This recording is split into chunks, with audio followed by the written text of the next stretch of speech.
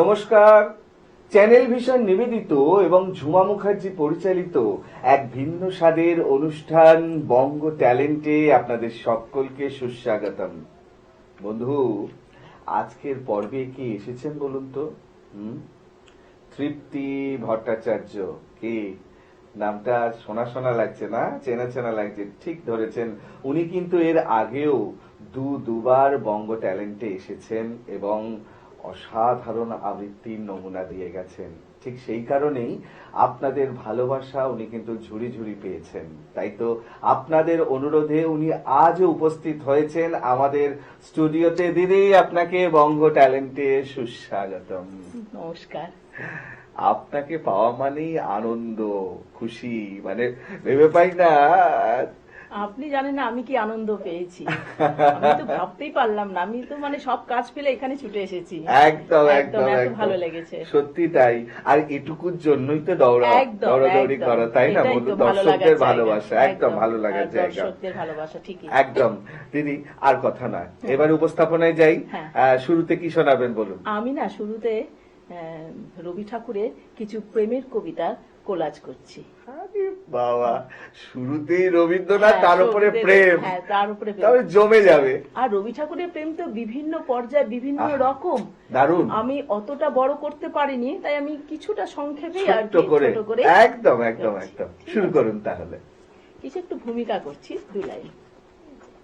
ভালোবাসা এমন একটি বিষয় যার অনুভূতি কাউকে বোঝানো যায় না, আবার কাউকে বলাও যায় না ভালোবাসার কথা।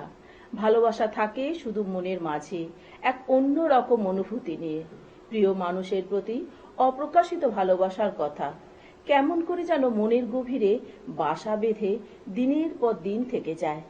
পৃথিবীর কেউ সেই অনুভূতি বোঝে না, এমনকি কাছের মানুষটিও নয়।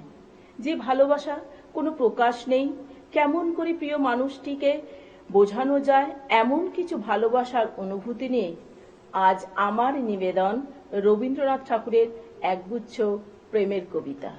তোমারেই যেন ভালোবাসিয়াছি শতরূপে শতবার, জনমে জনমে যুগে যুগে অনিবার, চিরকাল ধরে মুগ্ধ হৃদয় গাঁথিয়াছে গীতহার, কত রূপ ধরে পড়েছ গলায় নিয়েছ সে উপহার, জনমে জনমে যুগে যুগে অনিবার। আমরা দুজনে ভাসিয়া এসেছি যুগল প্রেমের স্রোতে, অনাদিকালে হৃদয় উৎস হতে। আমরা দুজনেই করিয়াছি খেলা কোটি প্রেমিকের মাঝে, বিরহ বিধুর নয়ন সলিলে মিলন মধুর লাজে, পুরাতন প্রেম নিত্য নতুন সাজে। দুজনের চোখে দেখেছি জগৎ, দোহারে দেখেছি দোহে, মরুপথ তাপ দুজনে নিয়েছি সোহে। ছুটিনি মোহন মরিচিকা পিছে পিছে, ভুলাইনি মন সত্যরে করি মিছে। এই গৌরবে চলিব এ ভাবে যত দিন দোহে বাঁচি, এ বাণী প্রেয়সী হোক মহিয়সী, তুমি আছো আমি আছি। আমরা দুজনা স্বর্গ খেলনা গরিব না ধরণীতে, মুগ্ধ ললিত অশ্রু গলিত গীতে। ভাগ্যের পায়ে দুর্বল প্রাণী ভিক্ষানা যেন যাচি, কিছু নাই ভয় জানি নিশ্চয় তুমি আছো আমি আছি। চিরকাল রবে মোর প্রেমের কাঙাল, একথা বলিতে চাও বলো, সেই ক্ষণটুকু হোক সেই চিরকাল। তারপরে যদি তুমি ভোলো, মনে করাবো না আমি শপথ তোমার, আসা যাওয়া দুদিকেই খোলা রবে দ্বার। যাবার সময় হলে যেও সহজেই, আবার আসিতে হয় এসো। সংশয় যদি রয় তাহে ক্ষতি নেই, তবু ভালোবাসো যদি বেশো। প্রাণের বাঁধন দিয়েছি প্রাণেতে, দেখি কে খুলিতে পারে। জগতে মাঝারে যেথায় বেড়াবি, যেথায় বসিবি, যেথায় দাঁড়াবি, বসন্তে শীতে দিবস নিশীতে সাথে সাথে তোর থাকিবে। নিত্যকালের সঙ্গী আমি যে রে তোর ছায়া, কিবা সে রোদনে সে কিবা সে হাসিতে, দেখিতে পাইবি কখনো পাশেতে। আমিও রয়েছি বসে তোর পাশে, চেয়ে তোর মুখপানে। রোগের মতনই বাঁধিব তোমারে দারুণ আলিঙ্গনে, মোর যাতনায় হইবি অধীর, আমারই অনলে দহিবে শরীর, অবিরাম শুধু আমি ছাড়া আর কিছু না রাখিবে মনে। রুধিয়া মনোদার প্রেমের কারাগার রচিছে আপনার মরমে, যত গোপনে ভালোবাসি পরাণ ভরি ওঠে শোভাতে, যেমন কালো মেঘে অরুণ আলো লেগে মাধুরী ওঠে জেগে প্রভাতে, আখিতে প্রকাশিতে চাহিনে তারে, নীরব থাকে তাই রসনা, মুখে সে চাহে যত নয়ন করি, নত গোপনে মোরে যে যত বাসনা। দুজনে ভাবিনু কত দ্বার তরু তলে, নাহি জানি কখন কি ছলে, সুকোমল হাতখানি লুকাইল আসি আমার দক্ষিণ করে, কুলায় প্রত্যাশী সন্ধ্যার পাখির মতো মুখখানি তার, নমিয়া পড়িল ধীরে ব্যাকুল উদাস, নিঃশব্দে মিলালো আসি নিঃশ্বাসে নিঃশ্বাসে। হৃদয় পানে টানে নয়ন পানে নয়নে ছোটে, দুটি প্রাণীর কাহিনীটা এইটুকু বয় নয় কো মোটে, বাসন্তী রং বসনে খানি নেশার মতন চোখে ধরে, তোমার গাথা জুথির মালা স্তুতির মতো বক্ষে পড়ে, এইটুকু দেওয়া একটুকুনি রাখা, একটু প্রকাশ একটু ঢাকা, একটু হাসি একটু সরম, দুজনের এই বোঝাবুঝি, তোমার আমার এই যে প্রণয় নিতান্ত এই সোজাসুজি। শুনেছিনু প্রেমের পাথার নাইকো তাহার কোনো দিশা, শুনেছিনু প্রেমের মধ্যে অসীম ক্ষুধা অসীম তৃষা, বিনার তন্ত্রী কঠিন টানে ছিঁড়ে পড়ে প্রেমের টানে, শুনেছিনু প্রেমের কুঞ্জে অনেক বাঁকা গলি ঘুজি, আমাদের এই দোহার মিলন নিতান্ত এই সোজাসুজি। বাহ, দারুণ! মানে একে রবীন্দ্রনাথ, তার উপরে প্রেম, তার উপরে আপনার উপস্থাপনা, সবটা মিলেমিশে অনবদ্য হয়ে উঠলো, ভালো লাগলো, একদম উপভোগ্য। সত্যি আমার বিশ্বাস দর্শকদেরও ভীষণই ভালো লাগবে। আচ্ছা, আমরা পরের উপস্থাপনায় যাই। হ্যাঁ, কি শোনাবেন আমি বলুন? পরের উপস্থাপনায় একটু নারী শক্তির কিছু জয়গান গাই। আহা, দারুণ! আমাদের শুভ দাশগুপ্ত রয়েছেন, তারপরে সুবোধ সরকার রয়েছেন, শুভ দাশগুপ্ত রয়েছেন, এদের দুটো তিনটে কবিতায় আমি চাই। বেশ, শুরু করুন। শাড়ি। সুবোধ সরকার। বিয়েতে 51টা শাড়ি পেয়েছিল মেয়েটা, অষ্টমঙ্গলায় ফিরে এসে আরো 6টা। এত শাড়ি একসঙ্গে সে জীবনে দেখেনি। আলমারির প্রথম থাকে সে রাখলো সব নীল শাড়িদের, হালকা নীল একটাকে জড়িয়ে ধরে বলল, তুই আমার আকাশ। দ্বিতীয় থাকে রাখলো সব গোলাপিদের, একটা গোলাপিকে জড়িয়ে সে বলল, তোর নাম অভিমান। তৃতীয় থাকে 3টে ময়ূর, যেন 3 দিক থেকে ছুটে আসা সুখ। তেজপাতার রঙের শাড়িটা তার নাম দিল বিষাদ। সারা বছর সে শুধু শাড়ি উপহার পেল, এত শাড়ি সে কি করে এক জীবনে পরবে? কিন্তু বছর যেতে না যেতেই ঘটে গেল সেই ঘটনা। সন্ধ্যের মুখে মেয়েটি বেরিয়েছিল স্বামীর সঙ্গে চাইনিজ খেতে, কাপড়ে মুখ বাঁধা 3টি ছেলে এসে দাঁড়ালো। স্বামীর তলপেটে ঢুকে গেল 12 ইঞ্চি, ওপর থেকে নিচে, নিচ থেকে নাপ ডাউন দিকে পড়ে রইল খাবার। চিলি ফিশ থেকে তখনও ধোয়া উঠছে। এর নাম রাজনীতি বলেছিল পাড়ার লোকেরা। বিয়েতে 51টা শাড়ি পেয়েছিল মেয়েটা, অষ্টমঙ্গলায় ফিরে এসে আরো 6টা। 6 তলায় বারান্দা থেকে উড়িয়ে দিল নিচের পৃথিবীতে। শাশুড়ি পরিয়ে দিয়েছে তাকে থান। 19 বছরের একটা মেয়ে, সে একা। কিন্তু সেই থানও এক ঝটকায় খুলে নিল 3 জন পাড়ার মোড়ে। একটি সদ্য নগ্ন বিধবা মেয়ে দৌড়াচ্ছে আর চিৎকার করছে, বাঁচাও বাঁচাও। পেছনে 3 জন, সে কি উল্লাস! নির্বাক পাড়ার লোকেরা। বিয়েতে 51টা শাড়ি পেয়েছিল মেয়েটা, অষ্টমঙ্গলায় ফিরে এসে আরো 6টা। আহা, দারুণ, অসাধারণ। সুবোধ সরকার। ও, পরের কবিতায়। শুভ দাশগুপ্ত। আমি সেই মেয়ে, আমি সেই মেয়ে। বাসে, ট্রেনে, ট্রামে, রাস্তায় আপনি যাকে রোজ দেখেন।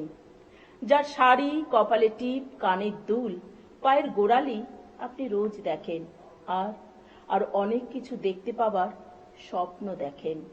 স্বপ্নে যাকে ইচ্ছে মতন দেখেন, আমি সেই মেয়ে। বিহারে প্রত্যন্ত গ্রামে দিনের আলোয় যার ছায়া মারানো আপনার ধর্মে নিষিদ্ধ, আর রাতের গভীরে যাকে বস্তি থেকে তুলে আনতে পাইক বরকন্দাজ পাঠান আপনি, আর সুসজ্জিত বিছানায় যার জন্য অপেক্ষায় অধীর হয় আপনার রাজকীয় লম্পট, আমি সেই মেয়ে। আমি সেই মেয়ে, আসামের চা বাগানে ঝুপড়ির কামিন বস্তি থেকে যাকে আপনি নিয়ে যেতে চান সাহেবী বাংলো মধ্যরাতে। ফায়ার প্লেসে ঝলসে ওঠা আলোর মোদির চোখে দেখতে চান যার অনাবৃত শরীর, আমি সেই মেয়ে। রাজস্থানের শুকনো উঠান থেকে পিপাসার জল আনতে যাকে আপনি পাঠিয়ে দেন 10 মাইল দূরে সরকারি দাঁড়ায়, আর 20 মাইল হেঁটে ক্লান্ত বিধ্বস্ত যে রমণী ঘরা কাকে ঘরে ফিরেই যাকে বসিয়ে দেন চুলোর আগুনের সামনে আপনার রুটি বানাতে, আমি সেই মেয়ে। আমি সেই মেয়ে যাকে নিয়ে আপনি মগ্ন হতে চান গঙ্গার ধারে, কিংবা ভিক্টোরিয়ার সবুজে, কিংবা সিনেমা হলের নীল অন্ধকারে, যার চোখে আপনি এঁকে দিতে যান ঝুটা স্বপ্নের কাজল, আর ফুরিয়ে যাওয়া সিগারেটের প্যাকেটের মতন যাকে পথের পাশে ছুঁড়ে ফেলে আপনার ফুল সোজানো গাড়ি শুভ বিবাহ সুসম্পন্ন করতে ছুটে যায় শহরের পথে। কোণে দেখা আলোর গোধূলিতে একা দাঁড়িয়ে থাকা আমি সেই মেয়ে। আমি সেই মেয়ে, এমনকি দেবতারাও যাকে ক্ষমা করেন না। অহংকার আর শক্তির দম্ভে যার গর্ভে রেখে যান কুমারীর অপমান, আর চোখের জলে কুন্তি হয়ে নদীর জলে বিসর্জন দিতে হয় কর্ণকে, আত্মজকে, আমি সেই মেয়ে। সংসারে অসময়ে আমি ভরসা, আমার ছাত্র পড়ানোর টাকায় মায়ের ওষুধ কেনা হয়, আমার বাড়তি রোজগারে ভাইয়ের বই কেনা হয়। আমার সমস্ত শরীর প্রবল বৃষ্টিতে ভিজতে থাকে, কালো আকাশ মাথায় নিয়ে আমি ছাতা হয়ে থাকি, ছাতার নিচে সুখে বাঁচে সংসার। আপনি, আপনারা আমার জন্য অনেক করেছেন, সাহিত্যে, কাব্যে, শাস্ত্রে, লোকাচারে আমাকে মা বলে পুজো করেছেন, প্রকৃতি বলে আদিক্ষেতা করেছেন, আর শহরগঞ্জের কানাগলিতে ঠোঁটে রং মাখিয়ে কুপি হাতে দাঁড় করিয়ে দিয়েছেন। হ্যাঁ, আমি সেই মেয়ে। একদিন হয়তো বা একদিন, হয়তো অন্য কোনো একদিন আমার সমস্ত মিথ্যা পোশাক ছুঁড়ে ফেলে দিয়ে আমি হয়ে উঠবো অসামান্য। খোলা চুল মেঘের মতন ঢাকবে আমার খোলা পিঠ, দু চোখে জ্বলবে ও ভীষণ আগুন, কপাল ঠিকরে বেরোবে ভয়ঙ্কর তেজরশ্মি, হাতে ঝলসে উঠবে সেই খড়গ, দুপায়ে নুপুরে বেজে উঠবে রণদুন্দুবি, নৃশংস অট্টহাসিতে ভরে উঠবে আকাশ। দেবতারাও আতঙ্কে স্তব্ধ হয়ে বলতে থাকবেন, মহামেঘ প্রভাং ঘোরাং মুক্তাকেশী চতুর্ভুজা কালিকাং দক্ষিণায়ং মুন্ডমালা বিভূষিতা। বিভৎস দাবানলের মতন আমি এগোতে থাকবো, আর আমার এগিয়ে যাওয়ার পথের দুপাশে মুন্ডহীন অসংখ্য দেহ ছটপট করতে থাকবে। প্রগতির দেহ, সভ্যতার দেহ, উন্নতির দেহ, সমাজের দেহ। হয়তো আমি সেই মেয়ে, হয়তো বা। আহা, মানে অসাধারণ, যেমন কবিতা তেমন আপনার উপস্থাপনা, অনবদ্য উপস্থাপনা। দিদি, আমরা একদম একদম বলার অপেক্ষা রাখছে না। আমরা নারী শক্তি নিয়ে আরো কবিতায় যাব, তার আগে একটা ছোট্ট বিরতি নিতে হবে। সত্যি দর্শক বন্ধু, আজকে কিন্তু আমাদের তৃপ্তিদিকে পেয়ে অনুষ্ঠান কবিতায় একদম জমে উঠেছে, কিন্তু কিছু করার নেই, একটা ছোট্ট বিরতি নিতেই হবে। বিরতির পর এক্ষুনি ফিরে আসছি, কোথাও যাবেন না, দেখতে থাকুন বঙ্গ ট্যালেন্ট, নতুন তারার খোঁজে।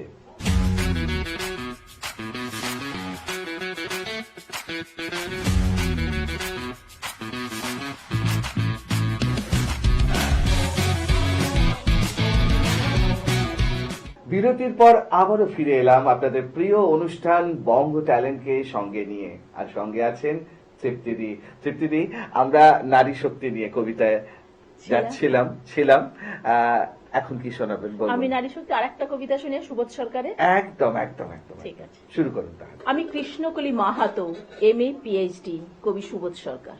আমি কৃষ্ণকলি মাহাতো, MA PhD, আমার গা অমাবস্যা, আমার চুল মেষ পালকের ফাল্গুন, আমার পিঠ সাঁওতাল পরগনা, আমার দুটো থাই, একটা বাঁকুড়া একটা পুরুলিয়া, আমি গড়িয়াহাটা মেয়েদের মতন আরশোলা দেখলে ভয়ে পালিয়ে আসি না।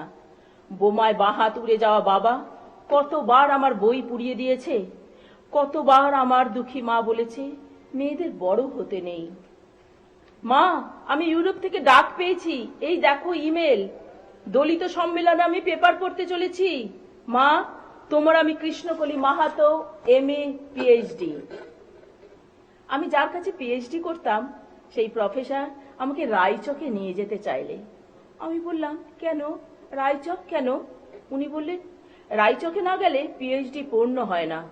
আমি বললাম, কেন, আমি আপনার ফ্ল্যাটে যেতে পারি? উনি আঁতকে উঠে বললেন, না না, আমার বাড়ি না। আমার পিএইচডি 1 বছর পিছিয়ে গেল। আমি ফোন করলাম, স্যার আমি রায়চকে যাব। হোটেলের ঘরে তিনি আমার মুকুটমণিপুরে হাত দিলেন, আমার সাঁওতাল পরগনার হুক খুলে ফেললেন, হা হয়ে দেখতে থাকলেন আমার বাঁকুড়া, আমার পুরুলিয়া। আমার 2 অগ্নিগোলকের কাছে মুখ নিয়ে এলেন, তখনই চিৎকার, আগুন আগুন আগুন, আমি পারবো না। সেই দিন আমার প্রফেসর আমাকে ফেলে পালিয়ে গেলেন। আমি কৃষ্ণকলি মাহাতো, MA PhD। কত কষ্ট করে, কত অপমান সহ্য করে, জঙ্গলে রাত জেগে বই পড়ে আমি এখানে এসেছি। কেউ আমাকে জায়গা ছেড়ে দেয়নি, কেউ কাউকে জায়গা ছেড়ে দেয় না, না পুরুলিয়ায় না কলকাতায়। মা, আমি চেক ইন করে ভেতরে এলাম।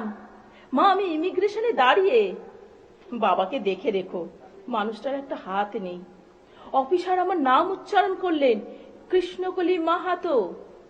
আমি বিমানে সিঁড়ি দিয়ে উঠছি মা, বিমান সেবিকা আমাকে ম্যাডাম বলল, আমাকে আমার নম্বরে নিয়ে বসালো। আমি সিট বেঁধে ফেললাম। প্লেন রানওয়ে দৌড়াতে শুরু করেছে, দৌড় দৌড় দৌড়, কি গতি, কি তেজ, কি আওয়াজ।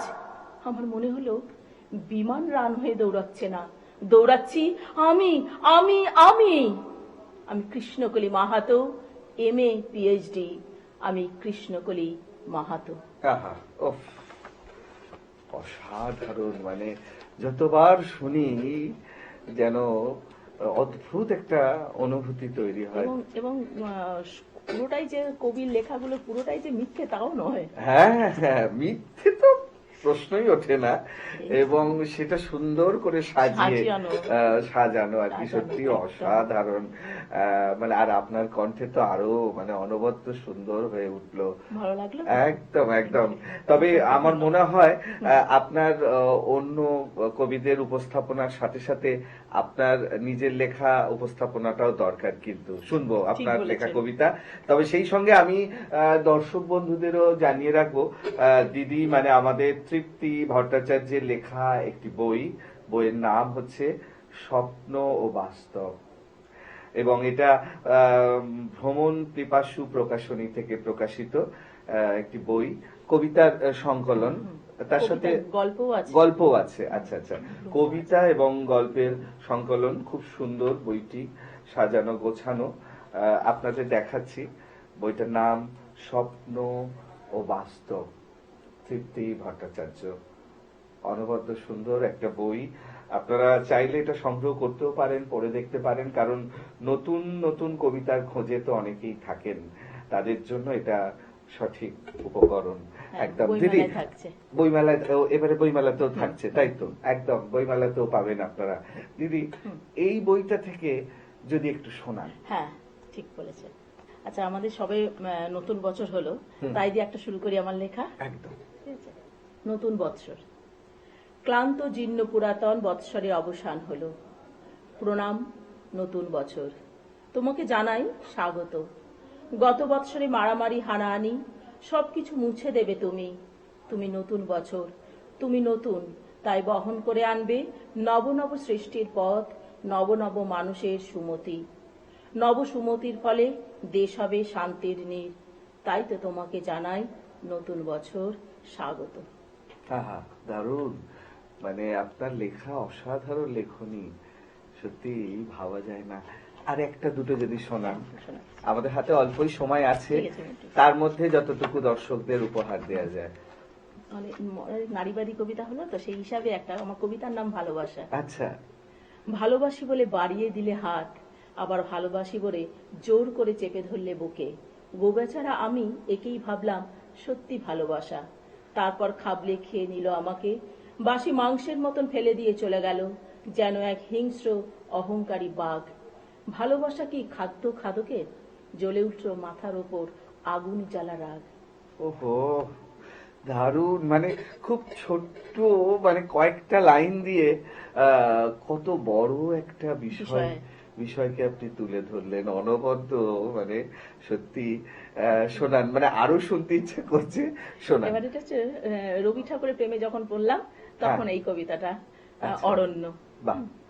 রবি ঠাকুরের আফ্রিকা কবিতাটি পড়তে পড়তে অন্ধকারচ্ছন্ন পরিবেশে মনে মনে হারিয়ে গেলাম গভীর অরণ্যে। চারিদিক থেকে শুধু হিংস্র পশুর ধ্বনি, নিস্তব্ধ অরণ্যে। মাঝে মাঝে এক ভয়ঙ্কর পদসঞ্চালন। মনের মধ্যে ঝড় ওঠে, বৃষ্টি পড়ে, ভোর হয় অরণ্যে, পাখিদের কলকাকলিতে। সবুজ অরণ্যে আমি একা। আহা, মানে কোথা থেকে কোথায় একটা মেলবন্ধন আপনি তৈরি করলেন, অসাধারণ, মানে অনবদ্য লেখনী আপনার। দিদি, আমরা গুটি গুটি পায়ে অনুষ্ঠানের একদম শেষে চলে এসেছি। আর একটা যদি আপনার লেখা যদি আমাদেরকে শোনান। আমার লেখা ব্রহ্মাণ্ড। আচ্ছা। সত্যি কি একদিন পৃথিবী ধ্বংস হবে? সময় বড় স্বল্প। শৈশব থেকে বার্ধক্যের দিকে এগোলাম, তাই তো বার্ধক্যের দিকে এগিয়ে যেতে যেতে ইন্টারনেটের জগতে কোনো এক মহাবিশ্বে বিন্দুর আকার নিতে হবে। কেউ পাবে না আর কারোকে। বিশ্ব ব্রহ্মাণ্ড হয়ে যাচ্ছে সংক্ষিপ্ত, সংক্ষিপ্ত, সংক্ষিপ্ত। সত্যি তাই, ছোট্ট মোবাইলের মধ্যেই তো গোটা বিশ্ব, তাই না? বলুন, অসাধারণ আপনার লেখনী। মানে আমাদের সময় একদম শেষ, তাই নালে মনে হচ্ছিল যে আপনার লেখা কবিতা আরো অনেক অনেক শুনি। নিশ্চয়ই পরে এরকম একটা পরিসর তৈরি হবে যেখানে আপনার এই বইটা নিয়েই আমরা কিন্তু এগিয়ে যাব। অসাধারণ অনবদ্য লেখনী এবং উপস্থাপনা। আজকের মতো সময় একদম শেষ, বিদায় নেওয়ার পালা। অসংখ্য ধন্যবাদ আপনাকে এবং আমার দর্শক মন্ডলীকে, যারা আমাকে একদম একদম চেয়েছেন। এইটুকুই তো পাওয়া, এইটুকুর জন্যই এত কিছু। সত্যি দর্শক বন্ধু, আপনারা কিন্তু আমার সাথে একমত হবেন। আজকে তৃপ্তিদিকে পেয়ে সত্যি বলতে মন থেকে বলছি, মানে কবিতা শুনতেই ইচ্ছা করছে, মানে থামাতে ইচ্ছা করছে না, কিন্তু ওপার থেকে ইশারা হচ্ছে সময় একদম শেষ, বিদায় নিতেই হবে। বিদায় নেওয়ার আগে সেই গুরুত্বপূর্ণ কথাটা আবারও বলে দিয়ে যাই, আপনারাও যদি আমাদের এই অনুষ্ঠানে অংশগ্রহণ করতে চান তাহলে দেরি কেন, চট করে আপনাদের একটা পারফরমেন্সের ভিডিও আমাদেরকে হোয়াটসঅ্যাপ করে দিন। আর সেই ভিডিও যদি আমাদের ভালো লাগে তাহলে আপনারাও চলে আসতে পারবেন আমাদের এই অনুষ্ঠানে অংশগ্রহণ করতে। আমাদের হোয়াটসঅ্যাপ নাম্বার 9804272808। তাহলে দর্শক বন্ধু, আজকের মতো বিদায়। আবারও দেখা হবে আগামীকাল ঠিক এই সময়ে। ততক্ষণ পর্যন্ত বিদায় বন্ধু।